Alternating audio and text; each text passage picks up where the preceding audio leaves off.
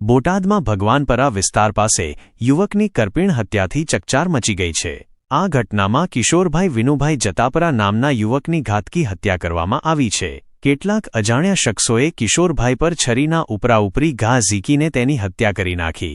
આ હત્યાના સંદર્ભમાં મૃતકના બહેને નિવેદન આપ્યું છે કે કિશોરભાઈની હત્યા તેમના સસુર પક્ષ દ્વારા કરવામાં આવી છે। આ નિવેદનને પગલે મૃતકના સસરા, સાસુ અને સાળા સહિતના તમામ આરોપીઓની ધરપકડ કરવામાં આવે તેવી માંગ કરવામાં આવી છે।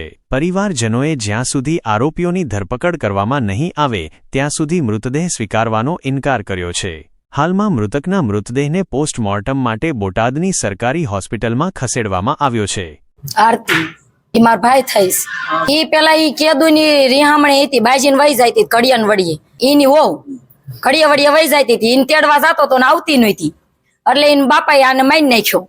ઉર્વી પછી હાદુ ધર્મેશ અને ખુશી હા હું હા હારા અને ઈન વહુ અને ઈન ભાઈ ઈને આ તેડવા ગયો તો એમાં ગૌની કાંઈ નહોતી બસ ઈ તેડવા જાતો તો એને આવવું નતું। બનાવ તો હું આમ બાર ગામ ગઈ હતી આવી મને ફોન આવ્યો કે એને આવો બનાવ બની ગયો 6 વાગે બન્યો છે। મારે એના શારે લાવો ત્યાં સુધી નાથી લેવાનું થતો નથી મારે અને શારે ને અહીંયા પૂરવાના છે ને પછી હું લેવાની ત્યાં સુધી લાસ્ટ લેવાની નથી। 3 દી એક 10 દી થાય બાકી લેવાની આજે નહીં થતી કાલે નહીં થાય ઈ શારે હાજર કરે ને પછી હું લેવાની છો ત્યાં સુધી લેવાની થતી જ નથી મારી।